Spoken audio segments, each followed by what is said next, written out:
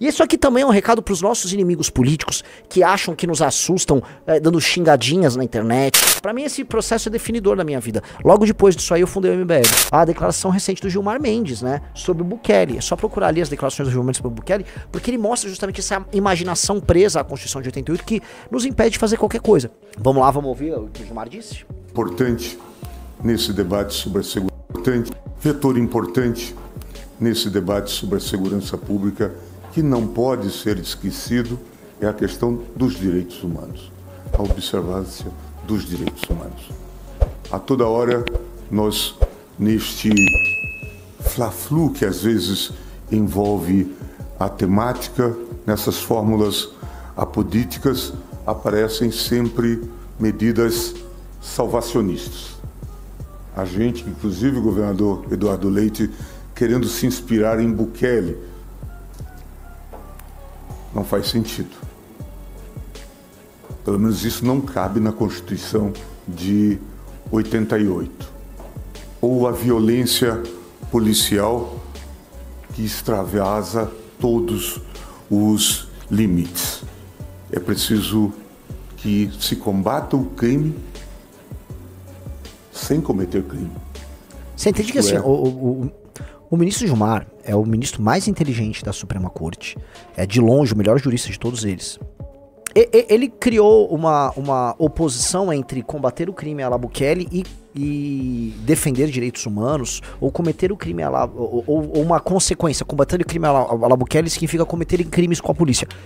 Não precisa ser isso. Não precisa ser isso. Não precisa ser absolutamente nada disso. Um policial criminoso era justamente a lógica do El Salvador no período pré-Bukele. A polícia era parte do crime organizado, né? Parte dos militares atuavam junto ao crime organizado. O lance foi retirar eles da atividade criminosa e restabelecer o poder do Estado. Ele sabe, enquanto homem inteligente que é, que não é isso. Agora, como homem inteligente que é, o ministro Gilmar Mendes, ele dá o recado dele, que é o seguinte: nesta Constituição, portanto, traduzindo em miúdos, neste regime, que é o regime imposto pela Constituição de 88, controlado hoje pela Suprema Corte, um projeto de enfrentamento sério ao crime não vai prosperar. É isso que ele está colocando. E de fato não vai prosperar. Então, a concepção dessa Constituição de 88, tá? Essa concepção direito humanista, né? Que a Constituição de 88 fica plasmando, que no fundo são os traumas do período da ditadura militar, mesclados com direito penal garantista, mesclado com essa tara da esquerda em transformar o oprimido num herói, portanto o bandido num herói, mesclado com o ódio que eles têm às forças de segurança. Tudo isso se misturou num pacote que faz com que nós, pessoas comuns, soframos e que o bandido não seja punido a contento. E que a coisa se avançou de tal maneira que hoje os caras ocupam nacos do nosso território. Eu volto a falar, tá? É uma interpretação minha, peço até pro senhor Orlando Lima depois ler enquanto interpretação, porque eu acho interessante, né? Pra mim existe a ocupação horizontal, que é a ocupação onde você olha o mapa, né? E aí você vai lá, a ocupação, que é basicamente a ocupação territorial, e a ocupação vertical, que é a ocupação institucional.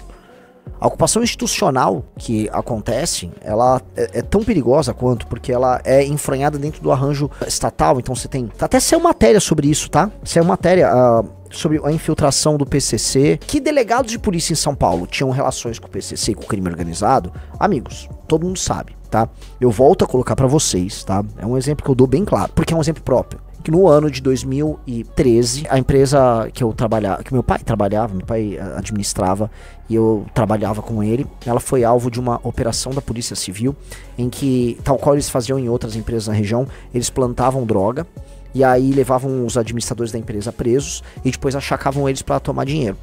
E eles faziam isso, os policiais do Departamento de Narcóticos de Jundiaí, em parceria com gansos que trabalhavam basicamente para o crime organizado, eram ligados ao PCC, eram faccionados. Então os policiais do Departamento de Narcóticos lá de Jundiaí, da Delegacia Civil, trabalhavam em parceria com o ganso, né, com o PCC, que era ligado, o cara, a época, esse cara ligado ao PCC. E eu fui pra cima, a época como? Eu fui atrás da corregedoria, falei, vou fazer o que for necessário. Ah, mas pode morrer.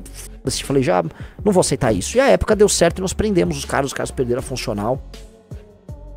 Dou o nome do policial, um deles chamava Ricardo, ele parecia o Cariani, todo bolado, tomava um monte de esteroide, né? Ele mais um outro cara, né, na hora de prender meu pai, eles deram um mata-leão no meu pai. Aí eu falei, cara, eu não vou deixar isso barato. Eu fudi a vida desses caras, só sendo honesto.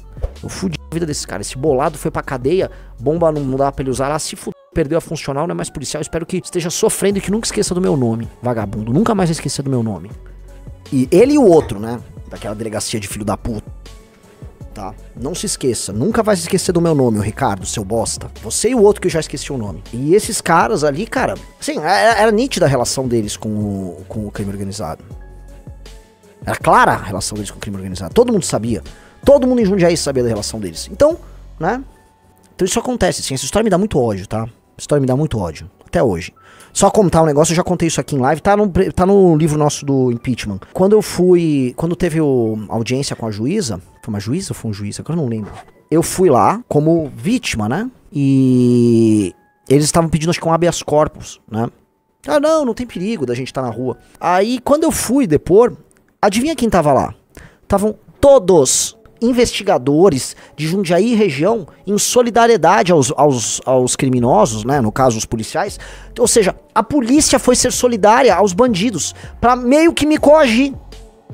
Pra eu ir lá, né, depor, eu tava lá, né, ia me manifestar na frente do juiz, e estavam todos eles, os policiais todos da região, os policiais do lado de policial achacador, os policiais ao lado dos policiais achacadores. Aí eu já ataquei várias vezes a polícia civil, né, porque assim, não digo que são raros, a polícia civil a maior parte é séria, mas esse tipo de coisa que eu falo é mais comum do que se imagina. E aí eu tive que ir falar pro juiz, não me sinto seguro com isso, pode prender. E o juiz foi lá e prendeu eles. Entendeu? Então pra gente não ficar, porque assim, eu sei que tem violência e corrupção dentro das polícias, tanto civil quanto militar, tá?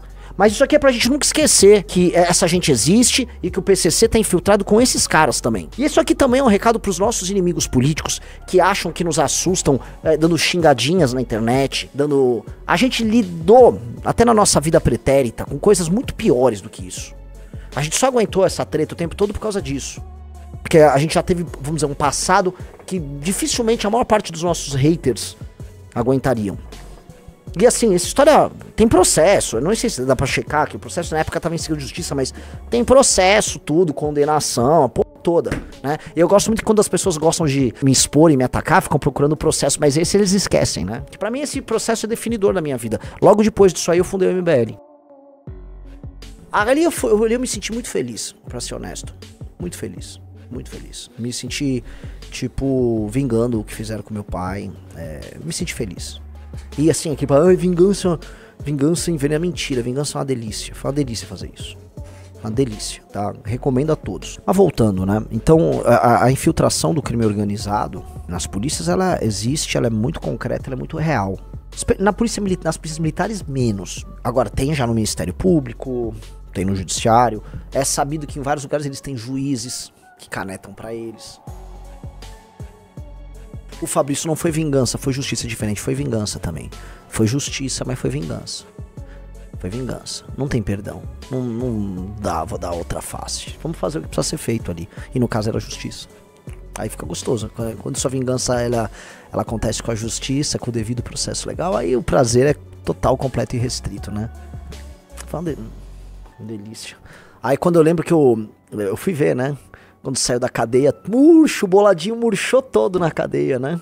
Que gostoso, né? Canalha. Um cara falou que na buquelização, o que aconteceu com você vai acontecer com todo mundo. Não.